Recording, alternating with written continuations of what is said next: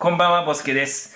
今晩はね、新月のね、土曜日の夜なんですけれど、ちょっとね、熱がありましてね、こうしてね、おとなしくジャージ着て部屋の中で過ごしております。そんな中ね、1週間以上前に頼んだね、顕微鏡が届きました。これをね、開封したいと思います。よろしくお願いします。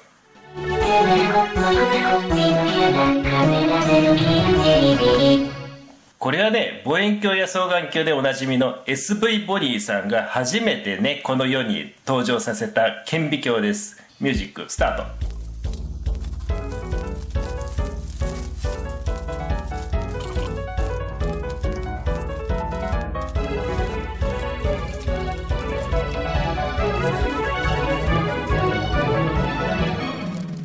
はい、開封しました。これがね、SV ボディさんの新しい顕微鏡です。発売されたばかりなんですよ。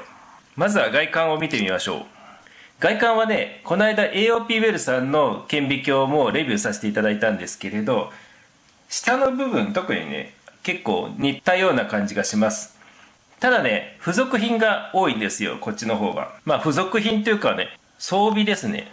まずはこの部分、簡易メカニカルステージ、それがついてます。このメカニカルステージによってプレパラートをね、上下左右に動かすことができます。手でやるとね、どうしてもブレちゃったりしますので、簡易メカニカルステージがあると結構ね、微細な動きにもこれで対応できるということですね。あとね、この焦点、ここにね、もう一つちっちゃなのがありますよね。これがね、微動装置です。焦点の微動装置がついているのはね、なかなかね、このクラスの顕微鏡にはないかと思います。ですのでね、この2つだけでもね、すごいなと思いますね。あとはね、ここですね。コンデンサーがついています。このコンデンサーはね、多分ね、単体のレンズだと思うので、開光数はね、多分 0.65 ぐらいまでに対応してるんじゃないかなとは思います。あとはね、AOP ウェルさんと同じような、あれかな、仕様かな。電気がつくようになってますし、あとね、調光もできるようになってますね。あとね、接眼レンズに関しては、多分これ 19mm だと思います。23.2mm を対応させるには、ここをね、スポッて取って、ここにね、入れればいいわけですが、今ね、スポット取ったここにはね、バローレンズがついてるんですね。このね、バローレンズが取れるかどうかって言ったらね、やっぱり、これも取れないですね。実はね、AOP ウェルさんのやつもね、取れなかったんですけど、これも取れないみたいです。ちょっとね、このまんまでね、使うにはね、忍びないです。ゆるゆるですので。では、ちょっとね、接眼レンズを外させてもらいましょう。多分ね、この接眼レンズもね、ラムスデンだと思うんですけれど、こっち側のレンズはね、1枚レンズですね。で、こっち側のレンズも1枚レンズです。ですので、これはね、やっぱりラムスデンのレンズです。コーティング等は特にありません。ですのでね、このクラスのね、顕微鏡はね、どれもね、一緒なんですけれど、WF って書いてあっても、特にね、視界が、例えばね、視野数18が確保されてるっていうわけではないですね。バレルがね、19mm の時点でね、視野数 18mm っていうのはね、確保できることはないですしね、視野はね、かなりね、狭いです。ですのでね、あまりね、ワイドさはね、期待しないようにしておいてください。それでは、電気を入れてみましょうか。電源を挿します。そして電気入れます。パチン。してからね、電気がね、今ね、つきましたね、ライトが。オフの状態、下の状態、上だけの状態、あとね、上も下も両方ともつく機能もありますね。これもね、AOP ウェルと一緒ですね。あとはね、ちょっとね、残念なところなんですけれどね、絞りはね、ないですね。これ一応円盤フィルターになってますが、私ね、このね、カラフルなフィルターはね、あんまりいらないですね。使い道がね、よくわからないので。その代わりね、このフィルターのね、2つぐらいね、円盤の絞りにしてもいいかなと思います。ですのでね、このね、フィルターを取っちゃってね、自作をすればいいわけですよね。この穴をね、開けるだけですので。そうすればね、円盤絞りとしてね、活用することもできるかと思います。はい、付属品も紹介しますね。付属品はね、このように入ってますが、まずはね、この中にはスライドグラスとね、プレパラートが入っております。プレパラートがね、5枚ですね。スライドガラスが1、2、3、4、5、6、10枚でしょうかね。で、あとね、ここにカバーグラスも入っております。で、あとこれが保護カバーでしょうかね。あと、ここに何やらね、ドバドバドバっと入っています。まあ、スポイドだとか、まあ見ての通りですが、これはね、プレパラートをね、作るときにね、植物のね、茎とかをね、スライドするためのものですね。こういったものが入ってると嬉しいですね。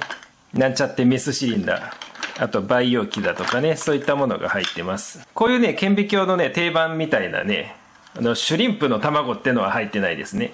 これは全部空き瓶ですね。まあ付属品はね、こんな感じです。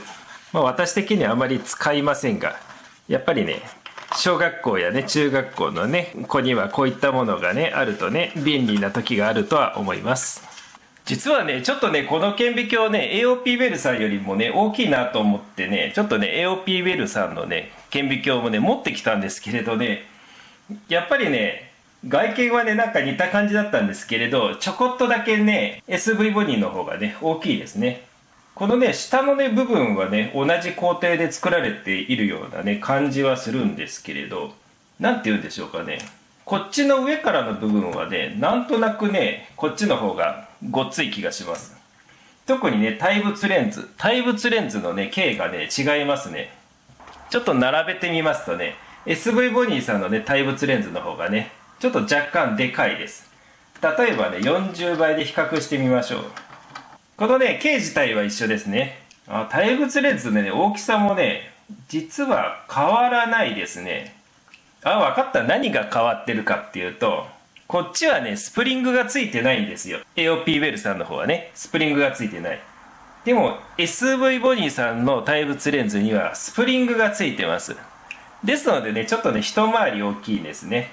レンズ自体は多分ね、口径が一緒ぐらいなので、そんなにね、変わりないと思うんですけれど、すいません。レンズもね、違いますね。レンズ自体も、こっちのね、SV ボニーさんは、コーティングがされてますね。ですのでね、対物レンズのね、グレードは SV ボニーさんの方がね、アップされているっていうことです。やっぱりね、この手のね、顕微鏡ね、私もね、外観ではね、なかなかね、見抜けないんですけれど、こうしてね、細かなね、違いがあるのでね、外観がね、一緒だからね、まあ似てるんだろうとね、考えるとね、大間違いですね。かなりね、対物レンズにもね、違いがね、わかります。次はちょっと10倍の対物レンズ見てみましょうか。そういえばね、AOP ベルさんのね、10倍のレンズはね、確か前のレビューでもね、コーティングがしてあるってね、言ってましたね、私。ですのでね、10倍のレンズに関してはね、そんなに大差ないかなとは思いますが、まあちょっとね、コーティングのね、色は違いますが、どっちがいいだか悪いだかはちょっと今のところ判別はつきません。10倍はね、まあ互角ですかね。次にね、4倍見てみましょう。4倍のね、対物レンズはね、どちらもね、モノコートですね。レンズのね、径もね、一緒ですね。多分ね、これはね、1軍2枚のレンズだと思います。まあですのでね、4倍のレンズに関しても、まあ互角ということで。大きく違うのはね、40倍のレンズ、そこにね、スプリングがついてるっていうのが SV ボニーさんのね、特徴ですね。ですのでね、このスプリングが効いていれば、ここにね、プレパラートを乗せて、ステージをね、上げすぎちゃっても、ガチャンってね、行く心配がね、多少はなくなるっていうことですね。それでは、次はね、ここの鏡頭の仕様を見てみましょう。鏡頭に関してはね、多分ね、鏡だと思います。これがね、プリズムだったらね、本当大推しですよ、私。おお素晴らしい。見てください。このね、SV ボニーさんのね、鏡頭、中にね、プリズムが入ってました。そうなんだ。ってことはね、初心者用の顕微鏡ではね、あまりね、私的には使ってほしくない、反射鏡じゃなかったんですね。これは素晴らしいです。これなんですけれどね、全って読めますよね。途中でね、プリズムをね、確認した通り、これはね、鏡像にならないので、このようにね、全っていうね、文字がね、こうやって読めるわけですね。このようにね、上からね、光を当てて、照射してね、文字をね、読むことがね、できます。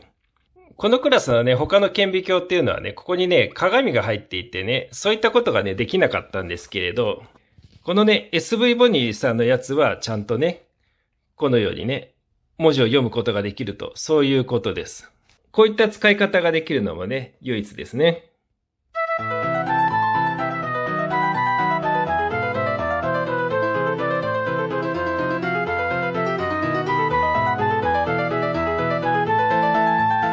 今までねこの価格帯の顕微鏡でここまでねよく見えてね、ここまで機能がね装備されている顕微鏡、私はね見たことがありません。それぐらいね今までにない商品だと思いました。ということで今回もご視聴ありがとうございました。